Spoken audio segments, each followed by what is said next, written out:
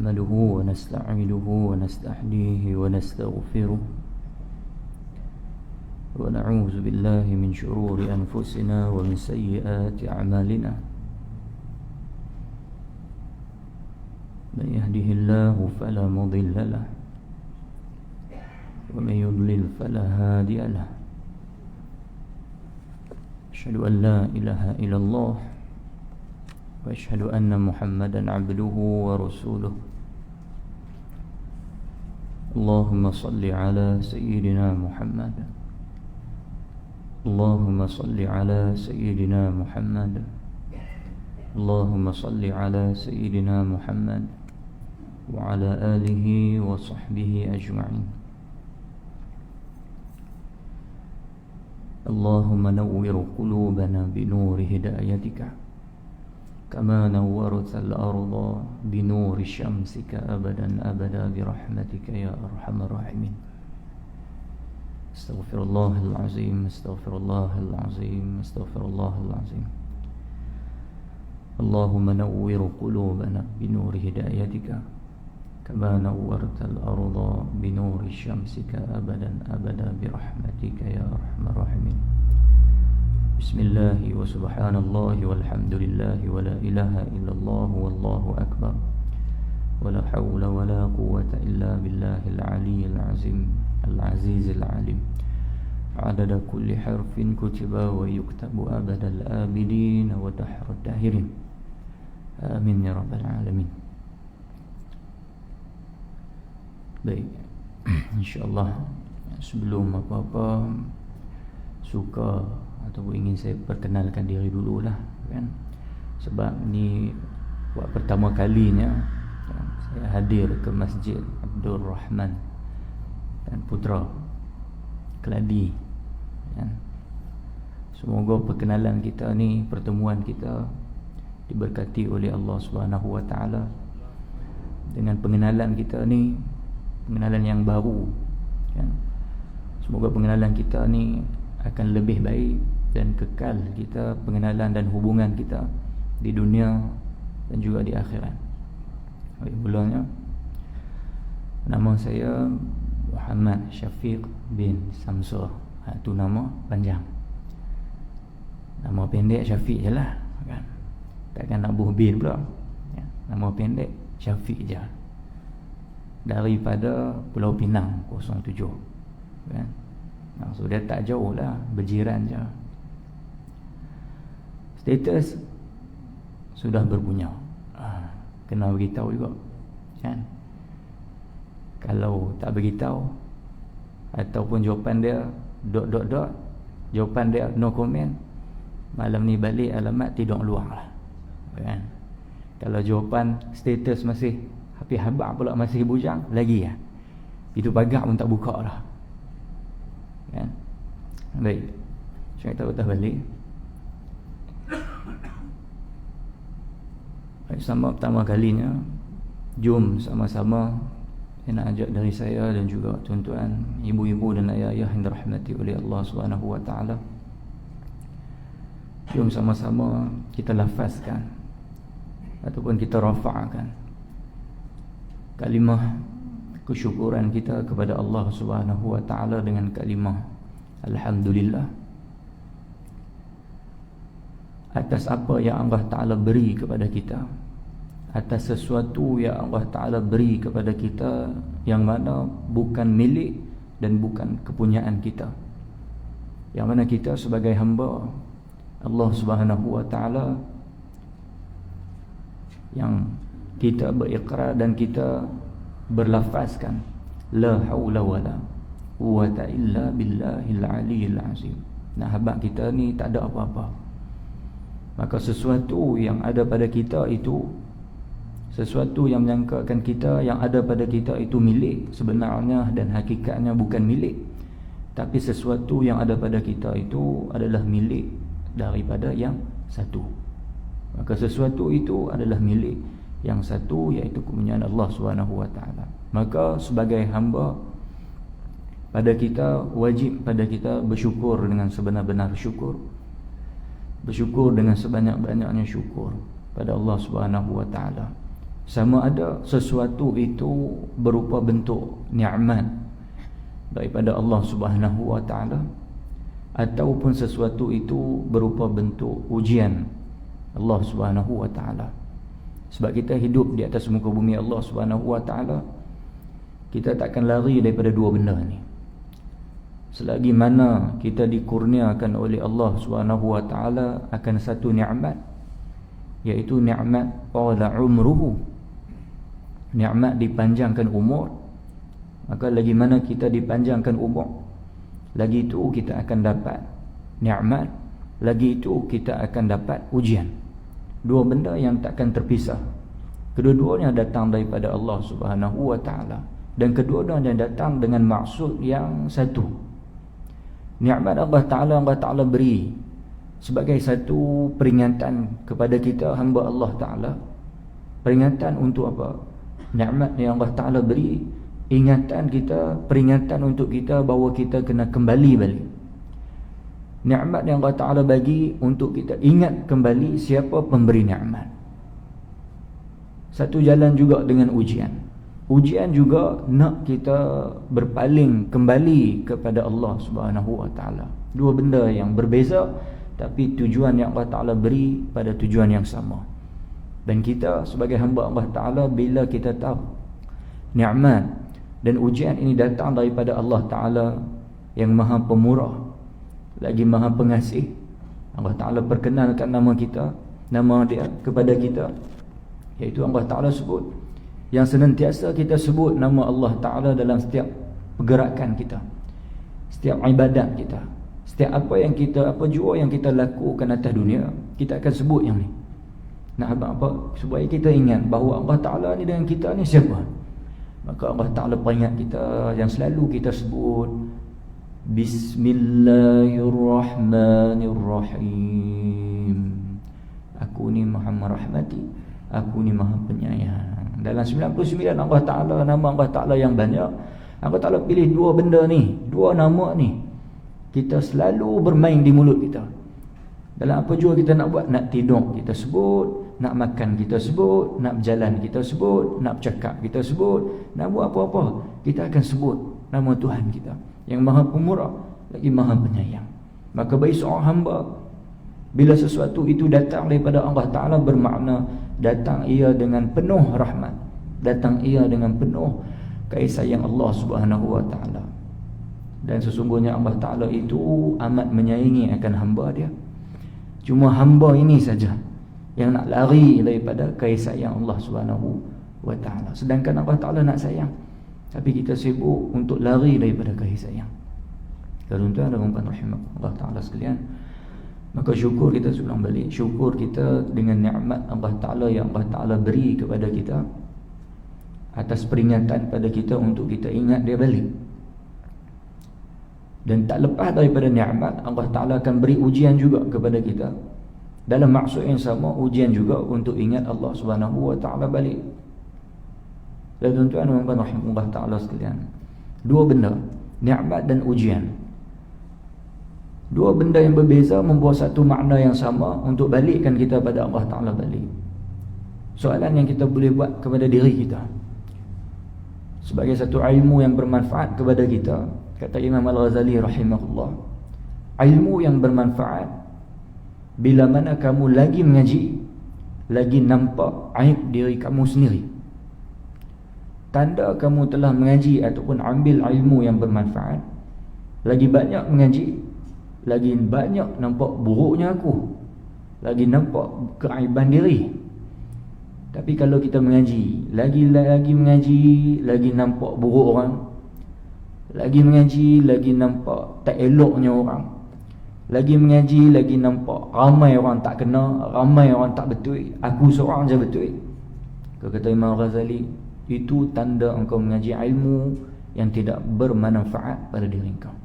Sebab ilmu yang bermanfaat akan membuatkan engkau lagi bawah, lagi ke bawah, lagi ke bawah. Sebab apa lagi bawah? Sebab yang bawah itu akan diangkat oleh Allah Subhanahu wa taala. Yarfa'illahu alladhina amanu minkum walladhina utul ilma darajat. Surah Al-Mujadalah kan. Ilmu itu akan buatkan Allah Taala angkat balik. Maka kaedah dia, ilmu mengaji untuk bawahkan kita. Maksud kata bawah ni, kita ni banyak kurang, kita ni banyak buruk, kita ni banyak tak kena. Maka ilmu ni nak menunjuk kekurangan diri agar kita ke bawah. Sebab apa ke bawah? Ke bawah akan diangkat. Kan? Hukum dunia kita, kalau kita main terbih lah, bahasa kita terbih ke apa, lastik ke kan, kita nak jauhkan batu yang kita tarik itu, kita tak tarik ke depan, kita tarik makin ke belakang kita, supaya jauh dia akan pergi. Kita nak loncat badan kita lagi tinggi, maka kita akan tundukkan badan kita, daya kita, kaki kita, lutut kita akan tundukkan sedikit ke bawah sedikit untuk kita capai ketinggian yang lebih tinggi daripada orang, kan? Kalau lompat sambil berdiri tak cukup tinggi, dia akan ambil lajak dari bawah akan sampai ke atas. Maka yang bawah akan diangkat oleh Allah Subhanahu wa taala. Maka ilmu bukan nak tinggi diri. Ilmu yang bermanfaat iaitu untuk menurunkan diri lagi. Maka tuan-tuan, satu soalan untuk diri kita, antara nikmat dengan ujian. Saya ulang balik, dua-dua ini Allah Ta'ala beri kepada kita untuk kita patah balik kepada dia. Antara nikmat dengan ujian, yang mana lebih banyak kita nampak Allah Ta'ala balik? Berapa puluh tahun nikmat kita dapat, berapa puluh tahun ujian kita ditimpakan oleh Allah SWT. Tapi dalam banyak-banyak nikmat, dalam banyak-banyak ujian ni, antara ujian dengan nikmat, agak-agaklah yang mana kita lebih berpaling kepada Allah Ta'ala balik, sama ada nikmat ataupun ujian. Kata ulama, berapa ramai orang yang diberi nikmat, makin jauh ia kepada Allah Ta'ala, kan? Tuan-tuan, sebab kita pasti akan diuji oleh Allah Ta'ala. Kita tak boleh nak mengharapkan kehidupan di dunia, mengharapkan seronok selama-lamanya, mengharapkan kegembiraan selama-lamanya, mengharapkan kebahagiaan selama-lamanya. Sebab kita pasti akan diuji oleh Allah Ta'ala. Allazi khalaqal maut wal haya liyabluwakum ayyukum ahsanu amala. Maka kita pasti akan diuji oleh Allah Ta'ala. Kita takkan diberi nikmat tanpa ada ujian.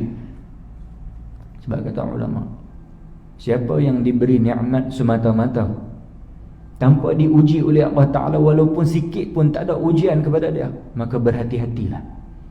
Sebab hidup kita pasti akan diuji oleh Allah Ta'ala. Mustahil kita tak diuji. Siapa pun kita atas dunia, pangkat apa pun kita atas dunia, kan? Kita pasti akan diuji. Terutama orang yang dikasihi oleh Allah Ta'ala lebih banyak ujian daripada orang lain. Orang yang paling dikasihi, orang yang paling akan diuji oleh Allah Subhanahu wa taala. Tuan-tuan dan puan rahimahullah taala sekalian, kalau ulang balik, bila nikmat itu diberi tanpa ada ujian langsung dalam kehidupan dia, nikmat berhati-hati.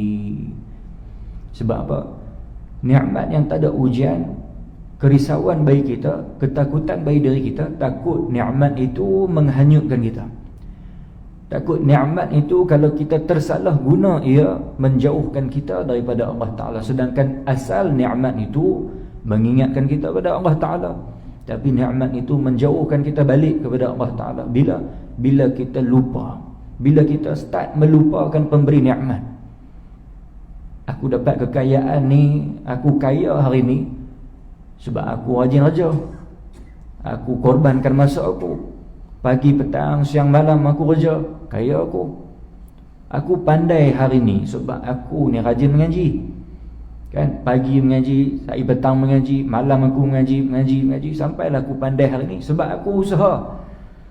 Maka kata Syekh Ibn Atta'illah Al-Iskandari, nak murid kepada Imam Abu Abbas Mursi, nak murid kepada Imam Abu Hasan Asyazuli, kata dia, al-ghafilu yanzuru maza yaf'al. Orang yang lalai di sisi Allah Ta'ala adalah orang yang senantiasa melihat apa yang dia buat kepada diri dia. Orang yang ghafil dibaca dengan fa'il. Ghafil ni, orang yang lalai ni, bila mana dia senantiasa ghafil, yanzuru, Yang suruh dibaca dengan mudhari' hal dan istiqbal. Maksudnya dia sentiasa dan selama-lamanya. Orang yang ghafil ni sentiasa dia melihat apa yang dia buat pada diri dia. Maka dia sibukkan diri dia dengan apa yang dia buat. Dia sibuk tengok apa yang makhluk buat dekat dia. Dia buat apa dekat dia. Maka timbullah aku ni kaya sebab aku pandai sebab aku, usaha aku. Maka dia sibuk nampak dia dalam dia. Tuan-tuan dan puan rahmati oleh Allah Ta'ala sekalian, maka orang yang lalai sentiasa melihat apa yang dia buat kepada diri dia. Maka nikmat yang berpanjangan tanpa diuji langsung oleh Allah Ta'ala, berhati-hati. Takut nikmat itu membuat kita jauh dan lebih jauh kepada pemberi nikmat itu. Dan Allah Ta'ala sebut, falamma nasu ma dzukkiru bih, bila mana engkau mula melupakan peringatan aku yang akan aku berikan kepada engkau, kata Allah Ta'ala, falamma nasu ma dzukkiru bih, apabila engkau melupakan peringatan aku. Antara salah satu peringatan Allah Ta'ala adalah nikmat. Nikmat itu peringatan untuk kita ingat balik Allah Ta'ala. Tapi bila mana engkau telah melupakan peringatan itu, lupa apa? Lupa bahawa sesuatu itu perlu engkau patah balik kepada Allah Ta'ala. Lupa bahawa pemberian Allah Ta'ala itu daripada Allah Ta'ala. Maka Allah Ta'ala sebut apa? Fatahna abwaba kulla syai', maka aku akan bukakan, kata Allah Ta'ala, kami akan bukakan. Fatahna abwab. Abwab jamak kepada babun. Babun satu pintu, abwab jadi banyak pintu. Maka Allah Ta'ala sebut fatahna, aku akan bukakan banyak daripada pintu kesenangan, banyak daripada pintu keseronokan, banyak daripada pintu kebahagiaan. Maksudnya pintu yang seronok ni kebanyakan Allah Ta'ala akan buka lagi. Lagi engkau lupa, lagi aku buka lagi banyak. Lagi engkau lupa, aku akan bukakan lagi banyak.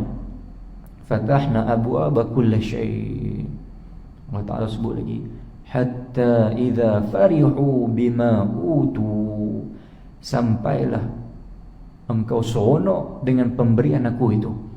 Seronok yang menghanyutkan kau, seronok yang membuatkan kau lupa daripada aku. Lagi hampa lupa, aku bagi lagi banyak, sampai hampa lagi seronok, lagi seronok, lagi seronok.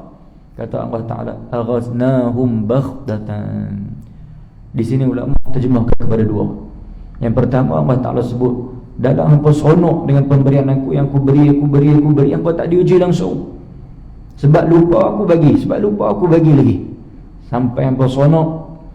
Kata Allah Ta'ala, aghazna baghtatan, aku akan ambil secara tiba-tiba waktu itu. Ulama terjemahkan kepada dua.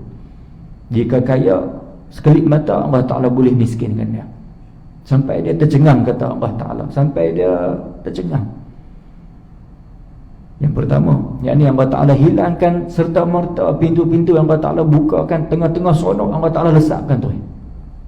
Yang kedua, yang kita takut, kita minta jauh daripada Allah Ta'ala, daripada berlaku kepada diri kita, yakni aghazna baghtatan, kata ulama, Allah Ta'ala tarik nyawa dia secara tiba-tiba ketika dia sedang seronok dengan nikmat Allah Ta'ala, pemberian Allah Ta'ala yang makin jauh, makin jauh, makin jauh kepada dia. Ketika itu aghazna baghtatan, secara menunjuk Allah Ta'ala akan tarik nyawa dia balik. Auzubillah min zalik. Maka tuan-tuan, sebab itu adanya pada ujian ini. Maka ujian ini akan lebih berapa ramai orang yang diuji oleh Allah Ta'ala, yang berpaling kepada Allah Ta'ala baik, Allah Ta'ala balik, lebih daripada orang yang diberi nikmat semata-mata yang makin jauh ia kepada Allah Ta'ala. Maka dalam ujian itu sebenarnya nikmat pada seorang hamba. Sebab apa? Orang yang diuji, dia akan minta pada Allah Ta'ala, dia akan memohon ampun pada Allah Ta'ala, dia akan minta pertolongan Allah Ta'ala. Sebab apa? Dia berada dalam keadaan susah, dia berada dalam keadaan sempit, dia berada dalam keadaan dia memerlukan pertolongan. Maka dia akan patah balik. Maka ramainya orang yang diuji ni lebih banyak patah balik ya kepada Allah Ta'ala, lebih daripada orang yang diberi nikmat yang salah guna. Sedangkan nikmat itu sepatutnya sama-sama naik dengan ujian, membalikkan kita kepada Allah Subhanahu wa Ta'ala. Tuan-tuan dan puan-puan rahimahullah Ta'ala sekalian, maka bersyukur kita sebagai hamba Allah Ta'ala, pandangan kita, nikmat ataupun ujian yang berlaku pada diri kita, semuanya Allah Ta'ala nak kita patah balik kepada Allah Subhanahu wa Ta'ala. Dan tuan-tuan dan puan-puan rahmati oleh Allah Ta'ala, sebab apa kita saya ajak tuan-tuan dari saya sendiri untuk belajar bersyukur. pada Allah Ta'ala. Sebab syukur ini satu benda yang syaitan sebut, iblis sebut, dia pasti dan pasti akan buat kita takkan bersyukur lagi pada Allah Ta'ala. Satu benda yang dirakamkan dalam Al-Quran, summa la'atiyannahum min baini aydihim wa min khalfihim wa an aymanihim dan wa an syama'ilihim. Katanya lagi, last sekali ayat tu, fala tajidu aktsaruhum syakirin. Surah Al-A'raf muka surat sebelah kiri 12, 13, 14 tengah-tengah tu. Surah satu muka surat tu tentang perdebatan iblis dengan Allah Ta'ala. Bila mana iblis dikeluarkan daripada syurga Allah Ta'ala, kan? Maka iblis sebut pada Allah Ta'ala, aku akan main depan mereka, ya Allah, aku akan hadir kepada hamba engkau ni, ya Allah, depan mereka, belakang mereka, kanan mereka, kiri mereka. Maka nampak usaha iblis di situ. Nah, apa iblis ni dia akan berusaha sesungguhnya. Tak boleh depan aku main belakang pula, tak boleh belakang aku main tepi pula, tak boleh kanan aku main kiri pula. Nampak betapa bersungguh-sungguhnya iblis dalam apa disebut pada Allah Ta'ala. Last sekali bila mana iblis sebut, aku tak boleh main kiri, kanan, depan, belakang, dan bila aku datang kepada mereka, aku akan buat kepada mereka sampailah engkau lihat, ya Allah, fala tajidu aktsaruhum syakirin. Sampai hang tengok, ya Allah, engkau tengok, ya Allah, mereka ni kebanyakan daripada mereka takkan bersyukur lagi kepada engkau, ya Allah. Bila kita tak reti lagi, bila hamba itu keringkan lidah dia, keringkan bibir dia daripada lafaz alhamdulillah, tanda kesyukuran kita kepada Allah Subhanahu wa Ta'ala, bermakna berjaya iblis atas kita. Berjaya iblis mengeringkan mulut kita, menghilangkan kalimah syukur daripada hamba. Sebab syukur ini berkait rapat dengan zikrullah, ingat Allah Ta'ala. Sebab ingat Allah Ta'ala lah, sebab kita ingat Allah Ta'ala lah yang memberi nikmat itu, maka lidah sibuk bermuji Allah Ta'ala, alhamdulillah dengan nikmat yang Allah Ta'ala bagi. Sebab apa? Nikmat ini tak dijamin. Nikmat yang kita ada hari ini, sekarang ini, waktu ini, kan, 8.10 ni, nikmat yang kita ada hari ini. Boleh main rumah Allah Ta'ala, nikmat. Boleh duduk dalam kuliah ilmu, nikmat. Boleh tengok, nikmat. Boleh dengar, nikmat. Boleh duduk, nikmat. Boleh bercakap, nikmat. Boleh, ni semua nikmat ni, tak dijamin oleh Allah Ta'ala besok kita ada lagi kita nikmat yang macam ni, kan? Minggu depan kita boleh ada, tak payah pergi jauh, saat lagi lepas isyak ni kita tak tahu nikmat ni ada ke tak lagi kat kita. Sebab nikmat ini takkan baqa dalam diri kita, nikmat ini takkan kekal selama-lamanya dalam diri kita, kan? Sebab kita ni fana, kita ni akan musnah, kita ni akan lesat. Maka nikmat ini yang ada pada kita, kita tak tahu sampai bila. Maka hargailah walaupun sedetik waktu pun. Sebab apa? Sedetik waktu itulah yang tidak membezakan umur muda ataupun tua. Bila sampai tempat pada waktu dia, tepat pada masa dia, tepat pada ketika keadaan dia, maka Allah Ta'ala takkan lewatkan walaupun sesaat. Allah Ta'ala takkan cepatkan walaupun sesaat. Bila sampainya ajal kita, kan? Allah Ta'ala sebut dah, kullu nafsin za'iqatul maut. Ni kewajipan bagi orang yang hidup, pasti akan rasa kematian itu. Maka mati ni akan hilangkan semua nikmat kita ada sekarang. Nikmat hidup habis, nikmat mata pun habis, nikmat jalan habis, nikmat main masjid habis, nikmat duduk dalam kuliah habis semua belaka. Ini semua nikmat yang ada pada kita buat sementara waktu, tak tahu berapa detik lagi, tak tahu berapa saat lagi. Kita minta kepada Allah Ta'ala agar habiskan umur kita yang masih berbaki dalam keadaan yang husnul khatimah, akhiran yang baik bagi kita. Maka perbanyakkan syukur, sebab tanda syukur itu tanda orang yang ingat Allah Ta'ala. Ingat Allah Ta'ala itu adalah orang yang dimuliakan oleh Allah Ta'ala.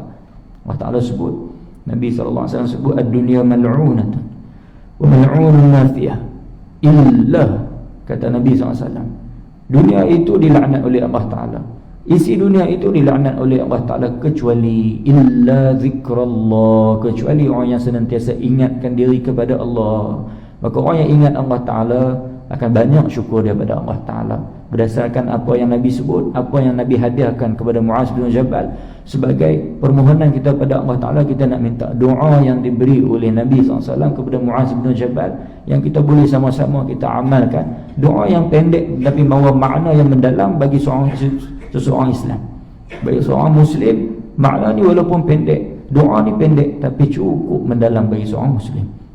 Allahumma a'inni ala zikrika wa syukrika wa husni ibadatika. Saya percaya yakin semua orang hafal doa ni, dan semua orang dah mula beramal dah pun, kan? Mudah, simple dan senang untuk kita amalkan, kan? Kita minta pada Allah Ta'ala apa yang Nabi ajarkan kepada Muaz bin Jabal. Sebut Allahumma a'inni, digunakan kalimah a'inni, kalimah nak menunjukkan kehambaan seorang hamba kepada Allah Ta'ala. A'inni maksudnya ya Allah, bantu aku ya Allah. Bila kita minta bantuan, bermakna kita lemah. Itulah sifat hamba. Hamba yang lemah meminta pertolongan. Orang yang minta tolong ni orang lemah ya. Maka Nabi ajak, a'inni ya Allah, bantu aku ya Allah. Kami lemah ya Allah, aku lemah ya Allah, aku selalu lupa engkau ya Allah. Maka minta pada Allah Ta'ala, ya Allah, bantu aku ya Allah ala zikrika, supaya aku dapat ingat engkau ya Allah. Bukan setakat di masjid, bukan setakat di tikar zadah. Kata Nabi SAW dalam kitab Al-Jahirul Mawhub, dituliskan dalam hadis Nabi SAW, Nabi sebut antara amal yang susah untuk kita buat, zikrullah ta'ala ala kulli halin, nak ingat Allah Ta'ala pada setiap keadaan, waktu dan masa. Mudahnya kita nak ingat Allah Ta'ala di masjid, memang tempat ingat Allah Ta'ala. Senangnya kita nak ingat Allah Ta'ala di atas tikar sajadah, memang tempat ingat Allah Ta'ala. Senangnya kita untuk ingat Allah Ta'ala dengan tasbih kita di tangan, sebab memang keadaan untuk ingat Allah Ta'ala. Tapi berapa ramai yang boleh ingat Allah Ta'ala di luar daripada itu? Sedangkan Nabi sebut zikrullah ta'ala ala kulli halin, ingat Allah Ta'ala pada setiap keadaan. Masjid untuk ingat Allah Ta'ala, tikar sajadah untuk ingat Allah Ta'ala, tasbih, alat apa yang kita gunakan untuk ingat Allah Subhanahu Wa Ta'ala. Tapi tuan-tuan, kita buat soalan untuk diri kita lah, bukan untuk dari orang lain, untuk diri kita sendiri. Bila yang kita betul-betul ingat Allah Ta'ala? Jujur kita cakap, kan? Tanya balik hati kita, tanya balik diri kita, bila betul-betul aku ingat Allah Ta'ala ni? Bila? Kalau dalam masjid tempat yang ingat Allah Ta'ala aku lupa Allah, ingat makhluk, bila aku ingat Allah Ta'ala? Kalau atas tikar zadah ni tempat ingat Allah Ta'ala aku ingat makhluk, bila aku ingat Allah Ta'ala? Bila aku ingat Allah Ta'ala betul-betul waktu aku pegang tasbih aku ingat makhluk, bila yang aku ingat Allah Ta'ala? Bila tempat yang sepatutnya ingat Allah lupa, bagaimana tempat yang tak ingat Allah Ta'ala? Kan? Bagaimana tempat yang kita rasa itu bukan tempat ibadat kita, macam mana kita nak ingat Allah Ta'ala? Maka soal pada diri, bila benar-benar aku ingat Allah Ta'ala ni? Tuan-tuan dan puan rahmati oleh Allah Ta'ala sekalian, maka zikir itu kita minta pada Allah Ta'ala supaya kita ni ingat Allah Ta'ala sungguh-sungguh. Mujahadah pada Allah Ta'ala akan datang minnah. Kata Imam Ar-Salam, minnah itu akan datang selepas mujahadah. Minnah ni pada pemberian Allah Subhanahu Wa Ta'ala. Mujahadah, usaha sungguh-sungguh daripada kita. Macam mana kami ni nak ingat Allah? Kami zikir banyak tapi tak ingat pun, kan? Kami sembahyang tapi tak khusyuk pun. Macam mana ni keadaan ni? Kata ulama, zikirlah walaupun zikir tu tak ingat. Sebab zikir tak ingat itu lebih baik daripada engkau tak zikir langsung, kan? Solatlah walaupun solat tu tak khusyuk. Solat yang tak khusyuk tu lebih baik daripada engkau tak solat langsung. Sebab apa? Kita dalam usaha, dalam proses bermujahadah, zikir yang tak ingat dengan usaha, ya Allah ingatkan aku kepada engkau ya Allah. Bukan setakat zikir di lidah tapi hati kita, kan? Maka dengan mujahadah kita yang tak ingat itu, Allah Ta'ala akan beri minnah dia ingat Allah Ta'ala. Dalam mujahadah solat yang tak khusyuk itu, solat yang usaha untuk ingat Allah Ta'ala, maka minnah itu akan datang kepada kita. Sebab minnah akan datang selepas kita ada mujahadah dengan Allah Ta'ala. Allah Ta'ala tahu kita sedang berusaha untuk kembali kepada dia. Allah Ta'ala tahu kita sedang berusaha untuk ingat kepada dia. Allah Ta'ala tahu, jangan risau, kan? Mujahadah sungguh-sungguh kepada Allah Ta'ala akan dapat minnah daripada Allah Ta'ala. Maka daripada zikir kita pada Allah Ta'ala akan main kedua, ala zikrika wa syukrika. Maka zikir itu akan membuatkan kita lebih banyak bersyukur pada Allah Ta'ala. Maka syukur kita, tanda orang itu bersyukur bila mana dia berzikir, kan? Dia ingat Allah Ta'ala, dia akan syukur. Dan daripada syukur ala zikrika wa syukrika, yang main ketiga wa husni ibadatika, baikkanlah ibadat aku. Maka orang yang bersyukur ini, ibadat dia akan jadi baik. Sebab apa? Dia ingat Allah Ta'ala. Dengan ingat Allah Ta'ala buat diri dia bersyukur. Dengan tanda syukur dia bukan sekadar dengan lafaz, dia bukan sekadar dengan lidah, tapi dengan tubuh badan dia. Tanda dia bersyukur dengan tubuh badan yang sihat, dia bentangkan, dia sediakan amal ibadat kepada Allah Ta'ala atas surat Allah Ta'ala. Allah Ta'ala hidupkan dia sebab apa? Illa liya'budun, aku hidupkan jin dan manusia melainkan untuk ibadat kepada Allah Ta'ala. Maka dengan tubuh badan yang baik, dia bentangkan ibadat yang terbaik kepada Allah Ta'ala. Tanda syukur dia dengan tubuh badan dia. Maka tuan-tuan, hak ni kita nak kena selesaikan. Sebab apa? Iblis sedaya upaya akan buat kita lupa Allah Ta'ala dengan cara apa? Tak mau lagi bersyukur dengan nikmat yang Allah Ta'ala senantiasa beri kepada kita. Maka ini kita nak perbaiki balik apa dia? Semua-semua ni dia balik kepada apa? Dia akan patah balik kepada al-qalbun, hati kita. Bukan mulut yang berat tak mau zikir, tapi hati yang berat nak zikir. Bukan mulut ini berat nak bersyukur, tapi hati ini berat nak bersyukur. Sebab kata Imam Al-Haddad, Abdullah Alawi Al-Haddad, Imam Al-Haddad sebut apa? Hati ini penghulu bagi segala anggota dan ketua bagi segala anggota. Hati. Sebab itu antara tajuk yang diberi insya-Allah ke depan ni, kita nak tengok balik sifat-sifat hati yang dipuji dan juga yang terkeji. Sebab hati ini antara poin penting bagi seorang makhluk dengan Allah Subhanahu wa taala. Semuanya balik kepada hati. Sebab apa?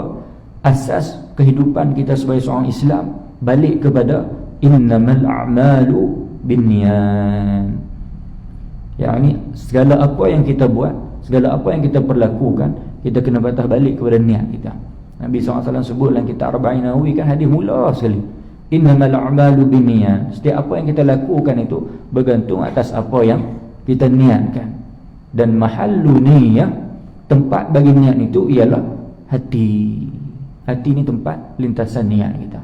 Maka takkan hadir niat yang baik jika hati tak baik. Maka takkan hadir niat yang elok jika hati tak elok. Maka benda yang kita nak fokuskan sekarang adalah hati kita. Sebab apa tuan-tuan?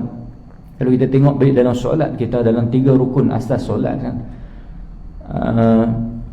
kita punya fi'il kita, pergerakan kita, rukun qawli kita, rukun fi'ali kita, rukun qalbi kita, asas kita solat kan. 3 benda ni kena ada. Sebab solat itu menterjemahkan kehidupan siapa kita di dunia kan. Macam mana nak tengok kita di dunia, kehidupan kita di dunia, ulama suruh tengok macam mana kita dalam solat. Macam mana kita berhubung dengan Allah Ta'ala dalam solat, macam itulah kita kehidupan kita di dunia kan? Maka kena komplit 3 benda ni, qawli, fi'ali dan juga qalbi yang paling penting kan. Ramai orang yang boleh tunjuk qawli dan juga fi'ali kan, contoh daripada kehidupan kita. Mak ataupun ayah suruh anak pergi kedai, pergi belilah gula ke garam ke apa-apa ke kan. Panggil contoh dia, abang duk main game depan rumah kan, contohlah kan, kat ruang tamu duk main handset. Mak kata, abang pergi keluar beli gula Ustaz. Abang kata apa? Okey. Contohlah ayat dia, okey. Ataupun ya, sekejap abang pergi. Ada kat situ apa dia? Qauli. Sebutan dia ada dah, qauli dia ada. Sempurna lagi? Tak sempurna lagi. Mak dia suruh beli, dia kata okey, abang pergi. Pergerakan tak buat lagi, fi'ali dia tak bergerak lagi, maka tak sempurna lagi. Bila dia bergerak, abang pergi. Terus dia bangkit, tinggal apa yang dia buat, bangkit pakai slipper, bergerak pergi kedai. Makna dia ada fi'ali dia ada pergerakan dah, qauli dia ada, fi'ali dia ada, hanya yang tinggal qalbi. yang nak menentukan segala fi'ali dengan qalbi, nak sempurnakan dalam sebuah bulatan kehidupan dia, qalbi dia sahut dengan seruan yang elok, kan? Sebagai seorang anak yang normal, yang taat pada Allah Ta'ala, taat pada ibu ayah, sahut seruan yang elok, keluar cara elok. Kalau tiba-tiba mula pun tak elok dah, kan? Mak suruh tiba-tiba tengking habis, kan? Keluar, ada percakapan dia, ada qauli dia, tapi qauli yang buruk beserta dengan fi'ali yang buruk, bergerak hempah pintu, sepak kasut, ada. Jadi ini perbuatan yang baik, dia sahut elok, dia keluar cara elok. Nak pastikan ataupun nak menentukan last sekali adalah qalbi dia. Dalam dia pergi kedai patah balik mai, hati dia sebut apa perasaan hati dia? Macam dah tak ada orang lain, asyik aku dalam rumah tu. Habis qauli, habis fi'ali. Sebab apa? Hati merungut dah, hati tak seronok dah. Orang lain tak ada, aku seorang, anak 10 orang, aku seorang juga kena. Dalam hati dia duk berontak. Maka hati ni satu benda yang nak menentukan pada kita. Sebab tu Nabi sebut asas bagi kita, innamal a'malu binniyat. Maka kita ni, setiap apa yang kita lakukan adalah balik pada niat kita balik.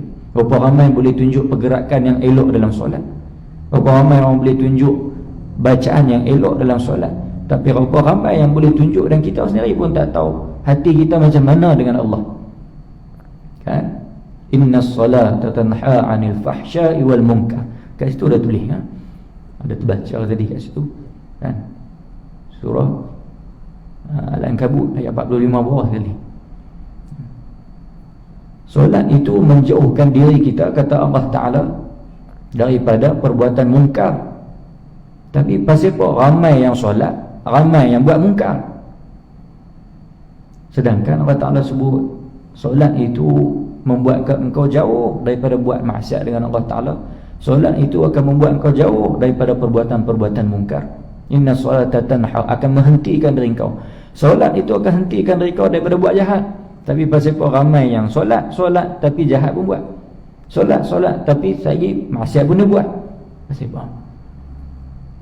Maka kata ulama, ramai orang yang boleh tunjuk fi'li yang baik, bacaan qauli yang bagus, tapi qalbi dia, berapa ramai orang boleh tunjuk fi'il dia, perbuatan sujud, kepala di bawah menyujud kepada Allah Ta'ala, tapi hati sujud kepada makhluk. Maksud dia, hati ni tak benar-benar lagi dengan Allah Ta'ala dalam solat.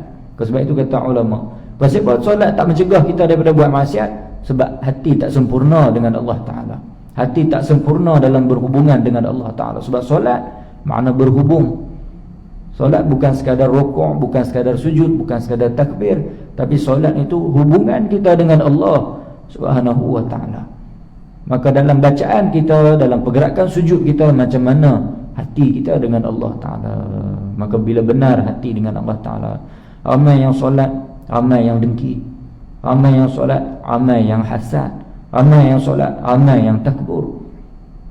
Maka macam mana solat itu nak jauhkan diri kita daripada mungkar, sedangkan solat itu makanan yang iblis nak tu masih ada dalam diri, kan? Makanan yang iblis nak pada kita tu masih ada dalam hati kita. InsyaAllah kita bagi laluan dulu untuk azan, insyaAllah.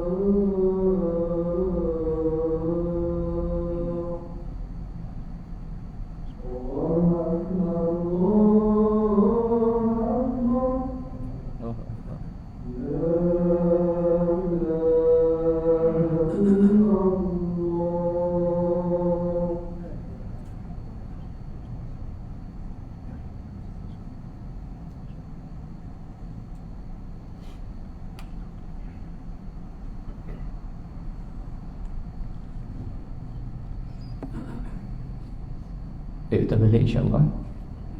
Maka setiap perbuatan kita ini, dia akan balik kepada hati kita. Sebab itu insyaAllah ke depan nanti kita akan buka kitab 20 sifat hati yang terpuji dan yang dikeji, 10 daripada sifat yang mazmumah dan 10 daripada sifat yang mahmudah. Mazmumah, satu sifat yang kita nak keluarkan daripada hati kita. Sebab apa? Satu benda yang Nabi tekankan kepada kita, inna fil jasadi mudghah, iza salahat salaha jasadu kullu, wa iza fasada fasada jasadu kullu. Benda inilah yang Imam Haddad terangkan kepada kita, bahawa hati ni penghulu bagi segala anggota badan kita, penghulu bagi segala kita, apa yang ada dari kita.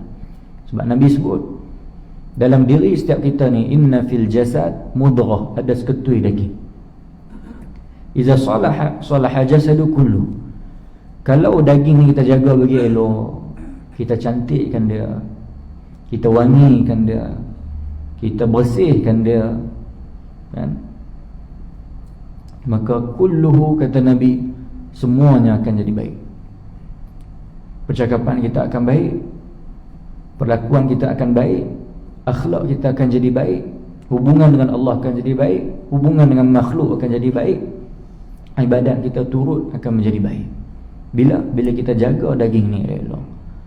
Wa idza fasadat fasada jasadu kulluh. Tapi kalau kita tak jaga dia, kita rosakkan dia, kita hitamkan dia, kita burukkan dia, maka percakapan akan jadi buruk, akhlak akan jadi buruk, hubungan dengan Allah Ta'ala takkan elok, hubungan dengan makhluk akan buruk, dan ibadat kita akan jadi buruk dengan Allah SWT.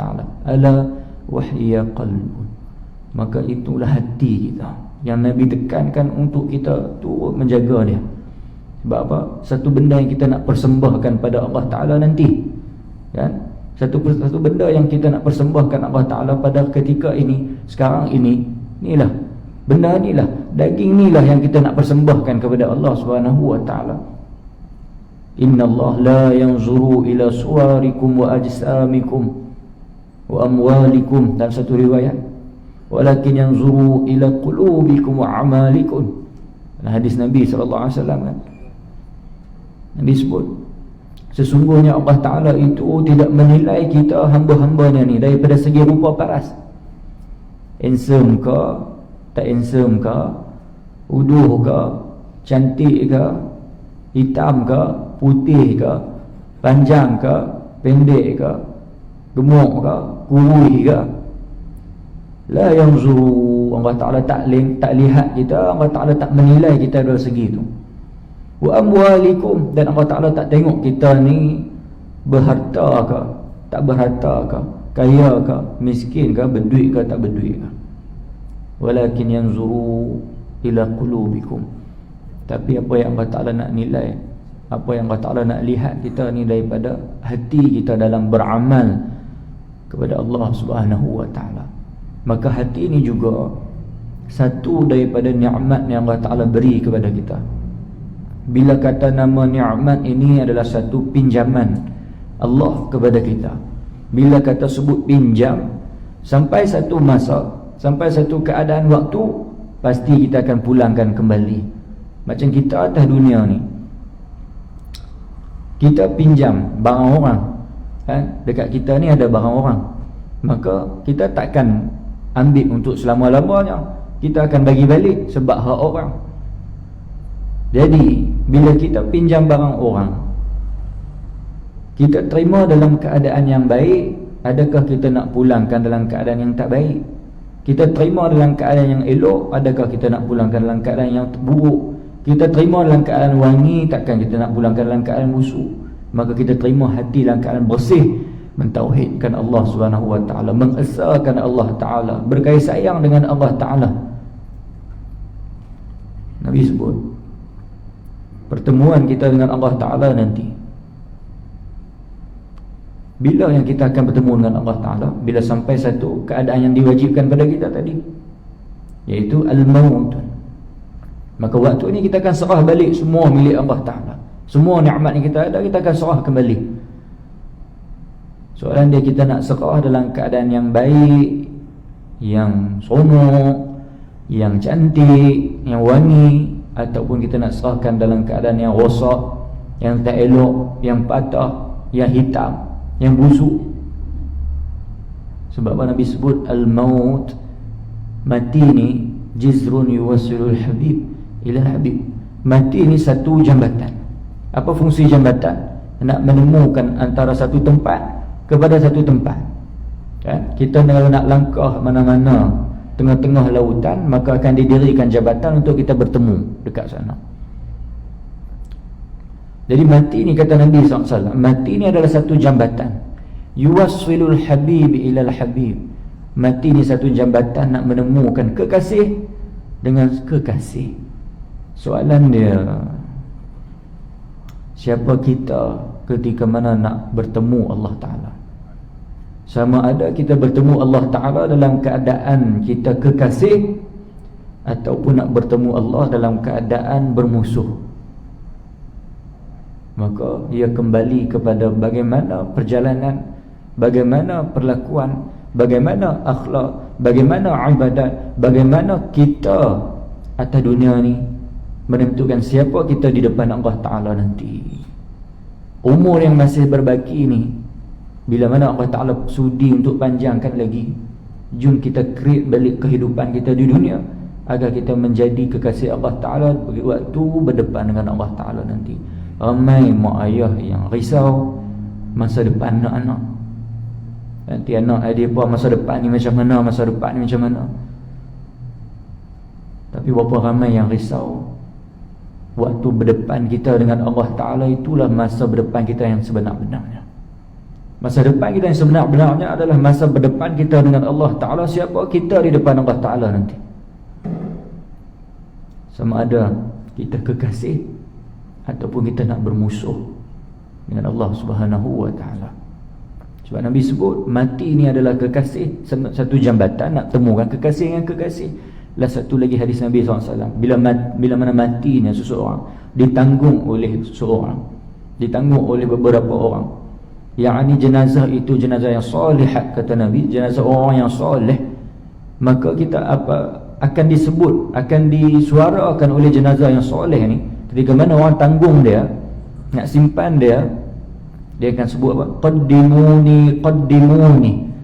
Dia duduk dalam khandar, kita duduk angkat dia sebut qaddimuni, qaddimuni. Apa dia sebut? Cepatkan urusan aku, cepat selesaikan urusan aku, hampa tinggalku. Da'uni, da'uni, biarkan aku sendiri. Sebab itu ada satu qasidah Syria kan, da'uni, da'uni unaji habibi. Tinggalkan aku nak duduk dengan kekasihku. Maka orang yang soleh dia akan sebut qaddimuni, qaddimuni, cepatkan urusan aku, cepat selesaikan aku. Tu hampa pergi balik. Dia tak mau seorang duduk dengan dia. Cepatkan urusan aku. Sebab dia tahu dengan siapa dia akan bertemu. Bila dia akan bertemu kekasih, seorang kekasih bertemu dengan kekasih, dia nak ke ada orang teman? Tak mau kan. Kita kalau nak pergi jumpa markah, kan, nak pergi jumpa girlfriend lah kan, mula ajak kawan teman, kita tak erti bawa motor tapi nak pergi dating kan, maka tunggu lah kawan bawa sampai ambil balik lagi aku call hang main bil. Sebab dia tak suruh tunggu dalam main kawan tu, dia suruh kawan tu pergi balik pula. Sebab apa? Potong daun lah kan, kacau lain lah. Orang nak duduk dengan kekasih ni hampir pergi tempat lain kan. Maka ketika mana berkekasih, kekasih bertemu antara kekasih, dia takkan mau ada orang lain lagi teman dia. Sebab dia tahu dia nak jumpa siapa. Maka orang yang soleh, kata Nabi, waktu mana diusung dia, qaddimuni, cepatkan urusan aku, cepatkan urusan aku. Kalaulah jenazah itu khairus salihat, bukan di kalangan yang soleh, maka disebut apa? Ya wailaha aina yazhabuna biha. Ya wailaha, disebut pada celakalah diri aku hari ini. Kalau bahasa kita sebut, sepasang dah aku ini, mampu dah aku ini, kacau aku ini. Ya wailaha, celakalah diri aku hari ini. Pasal apa dia sebut macam tu? Sebab dia tahu dia nak bertemu siapa, dan dia tahu status dia nak bertemu sebagai apa. Ya wailaha, celakalah diri aku ini. Aina yazabuna biha, hampa nak buat aku pergi mana ni? Dia akan sebut macam ni. Maka kita akan mati dan kita akan berjumpa Allah Ta'ala dengan umur yang berbaki ni, akan dipertanggungjawabkan di depan Allah Ta'ala nanti kan? Bila mana Allah Ta'ala panjang umur, kata Nabi SAW, la tazulu qadama 'abdin, takkan berganjak kaki seorang hamba ni walaupun sikit pun takkan berganjak, hatta yus'alu, sehingga bertanya Allah Ta'ala kepada dia, an umrihi fima afnahu, aku bagi hampa umur dulu, hampa berhabis ke mana? Apa bagi hampa umur dulu, hampa sibuk dengan apa? Kata Imam Abu Hasan Al-Basri, Hasan Basri sebut, min alamati li'aradillahi ta'ala, tanda-tanda Allah Ta'ala murkakan seseorang hamba itu, seseorang itu Allah Ta'ala murka bila ishtighaluhu bima la ya'ni, Allah Ta'ala buat bagi dia sibuk dengan sesuatu yang lain lebih daripada Allah Ta'ala. Maka soalan kita, umur yang ada pada kita sekarang ni, kita banyak sibukkan ke mana? Kita banyak habiskan ke mana? Jadikan kita siapa dengan Allah Ta'ala, dengan umur yang diberikan oleh Allah Ta'ala. Kita jadikan kita ni siapa?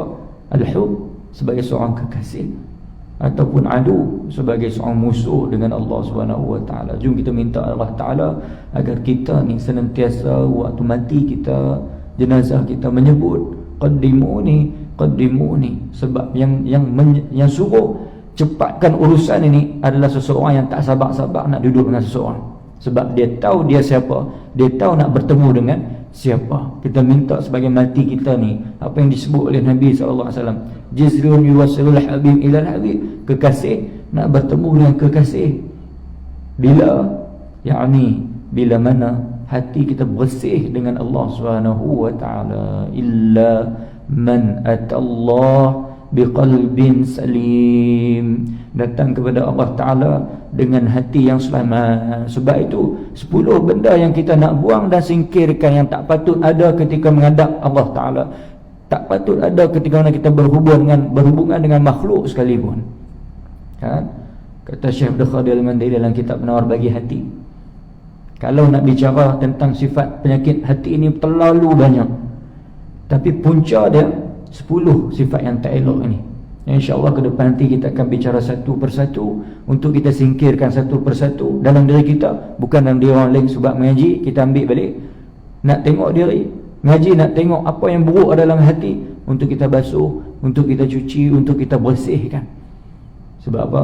Dalil hadis Nabi SAW, at-tuhur syatrul iman, kebersihan itu separuh daripada iman. Maksudnya bersihkan hati daripada 10 sifat yang tak elok ni, separuh daripada iman kita dengan Allah Ta'ala. Dan menghiasi dia dengan 10 sifat mahmudah, yakni sifat yang terpuji. Ketika mana kita menghadap Allah Ta'ala, ketika mana kita berhubungan dengan makhluk, maka sempurnalah iman kita dengan Allah Ta'ala. Separuh iman kita dinilai ketika mana kita membersihkan hati daripada sifat tak elok. Separuh iman kita akan dikomplitkan, akan disempurnakan bila mana kita hiasi pula. Bila buang yang tak elok, masukkan yang elok. Buang satu, masuk. Buang satu, masuk.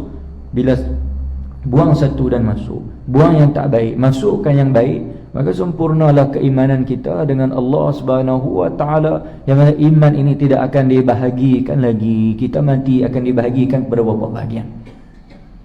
Mati kita yang pertama akan dibahagikan apa? Harta kita akan dibahagikan. ruh kita akan dibahagikan, isi kita akan dibahagikan, tulang kita akan dibahagikan, amal kita 5. Dalam 5 ni, yang mana agak-agak ketika mana berdepan dengan Allah Ta'ala milik kita? Harta, orang lain ambil. Ruh, malaikat punya. Isi, tanah ambil. Isi, cacing ambil, kan? Tulang, tanah reput, kan? Amal, kata ulama, kalau tak digunakan dengan betul, satu pun tak ada milik kita depan Allah Ta'ala nanti.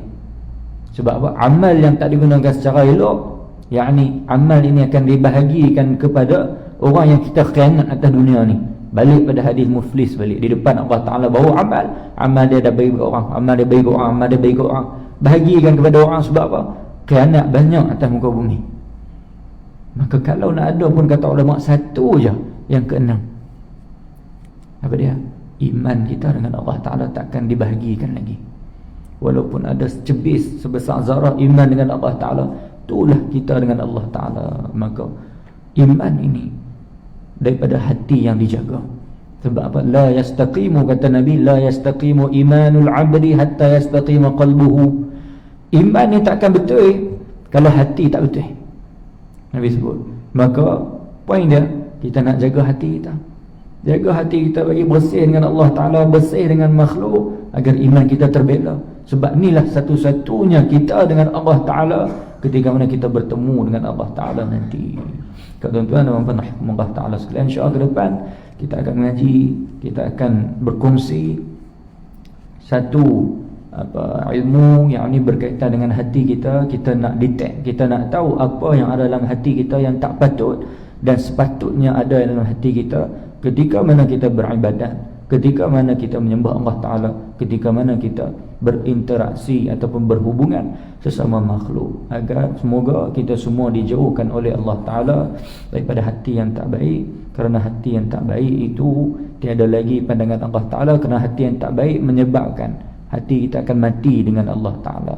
Orang yang mati takkan ditengok oleh lagi orang, kan? Kita punya kiasan, kita orang yang hidup kita masih tengok dia. Kita suka ke kita tak suka, kita tetap akan nampak dia, kan? Tapi orang yang mati, suka pun kita takkan nampak dah atas dunia ni. Maka kata ulama, hati yang telah mati dengan Allah, maka tiada lagi pandangan. Maka jom kita kekalkan pandangan, sebab pandangan itu datang daripada Ar-Rahman Ar-Rahim. Maksud pandangan itu datang daripada kasih sayang Allah Ta'ala. Maka jom hidupkan hati dengan Allah Ta'ala. Kita nak kembali kepada Allah Ta'ala dalam qalbun salim. Moga ilmu kita dapat hari ini menjadi penafaat bagi kita, menjadi sesuatu yang diberkati oleh Allah SWT, yang disyafaatkan oleh baginda Nabi SAW, dengan kewajipan, kefarduan kita menuntut ilmu. Semoga kita dipermudahkan. Kata Nabi SAW, sabda Nabi, dipermudahkan jalan bagi siapa yang bertungkus lumus, bersusah payah dalam menuntut ilmu. Maka dipermudahkan jalan dia untuk ke syurga Allah Subhanahu wa Ta'ala. Hakikat syurga bukan mahal, bukan tempat. Pemilik syurga Allah Ta'ala adalah nikmat bagi segala-galanya. Wallahu a'lam. Assalamualaikum warahmatullahi wabarakatuh. Bismillahirrahmanirrahim. Alhamdulillah wassalatu wassalamu ala asyrafil anbiya'i wal mursalin wa ala alihi wa sahbihi ajma'in. Allahumma inna nas'aluka hubbaka wa hubbu man yuhibbuka wa hubbu amalin yuqarribuna ila hubbik bi rahmatika ya arhamar rahimin. Rabbana atina fid dunya hasanah wa fil akhirati hasanah wa qina azaban nar. Wa sallallahu ala sayyidina Muhammadin wa ala alihi wa sahbihi wasallam. Alhamdulillahirabbil alamin.